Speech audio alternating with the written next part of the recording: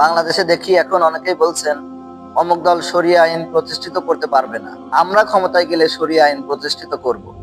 আমি একজন রাষ্ট্রবিজ্ঞানের ছাত্র হিসেবে বলতে চাই যে গণতন্ত্রের মাধ্যমে, এই ভোটের মাধ্যমে ক্ষমতায় গিয়ে কেউই শরিয়া আইন প্রতিষ্ঠিত 100 ভাগ করতে পারবেন না, কেউই পারবেন না। শরিয়া আইন প্রতিষ্ঠিত করতে হলে আপনাকে খিলাফতের মাধ্যমেই ইসলামী বিপ্লব তৈরি করে এটা প্রতিষ্ঠিত করতে হবে এবং আমেরিকার চোখে চোখ রেখে কথা বলতে হবে, তাহলেই আপনি শরিয়া আইন প্রতিষ্ঠিত করতে পারবেন, এছাড়া আপনি পারবেন না। তাহলে এভাবে গণতন্ত্রের মাধ্যমে ক্ষমতায় গিয়ে কি করা সম্ভব? আস্তে আস্তে চাঁদাবাজি, দুর্নীতি বন্ধ করে, লুটপাট বন্ধ করে দেশটাকে একটা সুন্দর দেশে পরিণত করা সম্ভব। কিন্তু 100 ভাগ শরিয়া আইন এখন কেউই প্রতিষ্ঠিত করতে পারবেন না।